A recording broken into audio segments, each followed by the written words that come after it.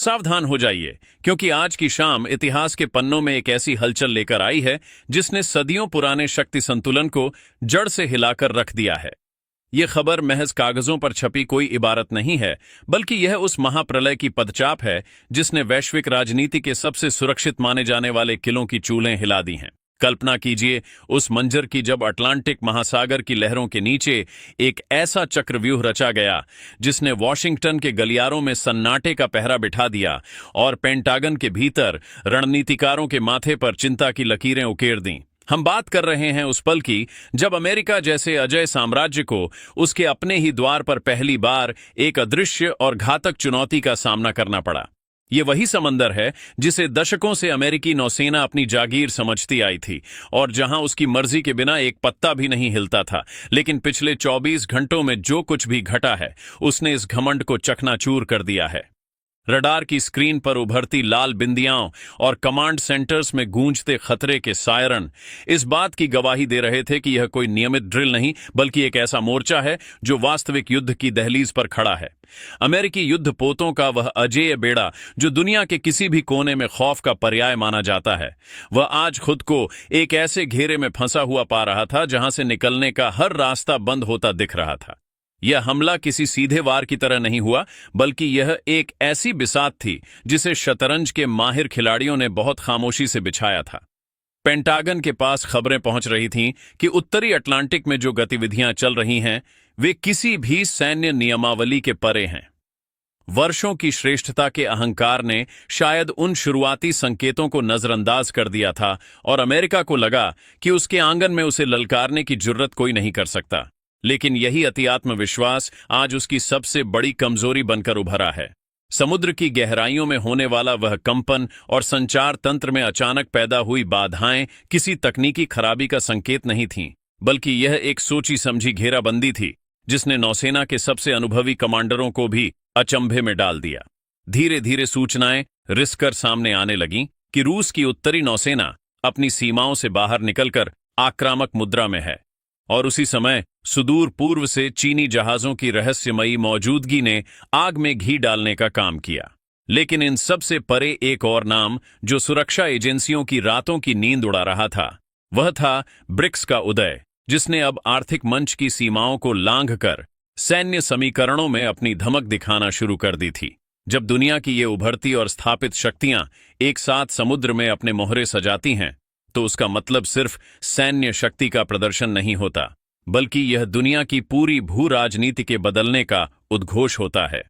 राष्ट्रपति Donald Trump के लिए यह स्थिति किसी अग्निपरीक्षा से कम नहीं थी, क्योंकि उनकी आक्रामक विदेश नीति को अब उसी अटलांटिक में चुनौती मिल रही थी जिसे अमेरिका अपना सुरक्षित गढ़ मानता था। अमेरिकी जहाजों के चारों ओर एक ऐसा घेरा बनाया गया जिसे सैन्य भाषा में एनसर्कलमेंट कहा जाता है, और यह इतना सटीक था कि प्रतिक्रिया देने का मौका तक नहीं मिला। अरबों डॉलर की लागत से बने वे जहाज और उनके अत्याधुनिक सेंसर जो परिंदे के पर मारने की भी खबर रखते थे, वे अचानक से निष्क्रिय होने लगे। इलेक्ट्रॉनिक वॉरफेयर के इस खेल ने संचार के माध्यमों को कुछ पलों के लिए पूरी तरह ठप कर दिया, और यही वह अंधेरा था जिसमें दुश्मन ने अपनी चाल चली।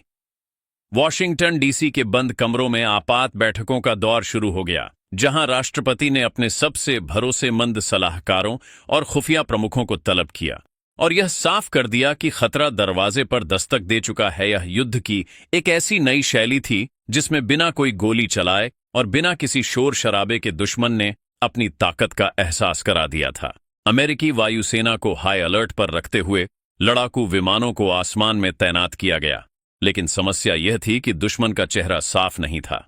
शुरुआती जांच में सारा शक रूस की ओर गया, लेकिन समय बीतने के साथ यह स्पष्ट होने लगा कि यह किसी एक राष्ट्र का नहीं, बल्कि कई ताकतों के सामूहिक समन्वय का परिणाम है। ब्रिक्स देशों की इस संभावित सैन्य जुगलबंदी ने उन सभी पुराने सिद्धांतों को ध्वस्त कर दिया जिनमें अमेरिका को एकमात्र ध्रुव माना जाता था। अटलांटिक जो व्यापार का सबसे व्यस्त मार्ग है, वह अब युद्ध के जहाजों से भर चुका था, जिससे वैश्विक बाजारों में हाहाकार मच गया और कच्चे तेल की कीमतों ने आसमान छूना शुरू कर दिया। यह सिर्फ एक सैन्य झड़प नहीं थी, बल्कि यह एक आर्थिक प्रहार भी था जिसने वैश्विक आपूर्ति श्रृंखला की कमजोरियों को उजागर कर दिया। तकनीकी विश्लेषण बताते हैं कि यह दबाव जल, थल और नभ के साथ साथ साइबर स्पेस से भी बनाया गया था, जहां कुछ मिनटों के लिए अमेरिकी कमांड नेटवर्क की स्क्रीन काली पड़ गई थी। यह ब्लैकआउट किसी भी महाशक्ति के लिए सबसे बुरा सपना होता है, क्योंकि सूचनाओं के इस युग में अगर आप देख और सुन नहीं सकते तो आप अपनी रक्षा भी नहीं कर सकते। नाटो के सदस्य देशों में भी इस घटना के बाद खलबली मच गई और उन्हें अपनी सुरक्षा को लेकर नए सिरे से सोचने पर मजबूर होना पड़ा, क्योंकि अगर अमेरिका अपने घर के पास ही सुरक्षित नहीं है तो वह दूसरों की रक्षा की गारंटी कैसे दे सकता है। समुद्र के भीतर छिपी पनडुब्बियों का पता लगाना वैसे ही मुश्किल होता है, और ऊपर से इस तरह की जटिल घेराबंदी ने अमेरिका को एक ऐसी दुविधा में डाल दिया जहां कोई भी फैसला विनाशकारी हो सकता था। पेंटागन के भीतर इस बात को लेकर गहरी चिंता थी कि दुश्मन ने उनकी उन कमजोरियों को पहचान लिया है जिन्हें अब तक छिपा कर रखा गया था। यह केवल शक्ति प्रदर्शन नहीं था, बल्कि एक मनोवैज्ञानिक चोट थी जिसका उद्देश्य अमेरिका के आत्मविश्वास को तोड़ना था। जैसे जैसे समय बीत रहा था और नए इनपुट सामने आ रहे थे, यह साफ होता जा रहा था कि दुनिया एक ऐसे नए युग की तरफ बढ़ रही है जहां पुरानी संधियां और पुराने सुरक्षा कवच अब पर्याप्त नहीं रहेंगे। इस महासंकट के बीच वॉशिंगटन के पावर गलियारों में जो खौफ पनपा, वह केवल हथियारों का नहीं था, बल्कि उस अनिश्चितता का था जिसका कोई सिरा अमेरिकी खुफिया एजेंसियों के हाथ नहीं लग रहा था। पेंटागन के रणनीतिकारों ने यह स्वीकार करना शुरू कर दिया कि सामने खड़ा दुश्मन कोई परछाई नहीं, बल्कि एक बेहद संगठित और तकनीक से लैस गठबंधन है जिसने अमेरिकी निगरानी प्रणाली की धज्जियां उड़ा दी हैं। समुद्र की अनंत गहराई में बिखरे हुए उन संकेतों को जोड़ने की कोशिशें जारी थीं, लेकिन अटलांटिक का विस्तार हर खोज को नाकाम कर रहा था। अमेरिका इस समय एक ऐसी दोहरी चुनौती से जूझ रहा था जहां उसे एक तरफ अपनी सैन्य साख बचानी थी और दूसरी तरफ दुनिया को यह दिखाना था कि उसका नियंत्रण अब भी कायम है। लेकिन हकीकत की दीवारें इस दावे को चुनौती दे रही थीं। न्यूयॉर्क और वॉशिंगटन जैसे बड़े शहरों की सुरक्षा को देखते हुए मिसाइल डिफेंस सिस्टम को सक्रिय कर दिया गया, क्योंकि कोई नहीं जानता था कि समुद्र से उठने वाला यह तूफान कब जमीन पर कहर बनकर टूटेगा। लीक हुई रिपोर्टों ने यह भी खुलासा किया कि नेवल कमांड सेंटर के भीतर जो अफरा तफरी मची थी, वह इतिहास में कभी नहीं देखी गई।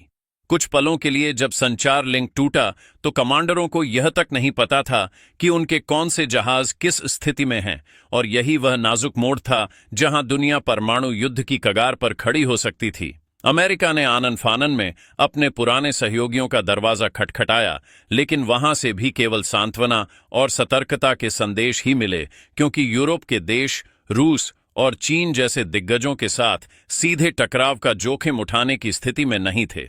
ऊर्जा के संकट और आर्थिक बर्बादी का डर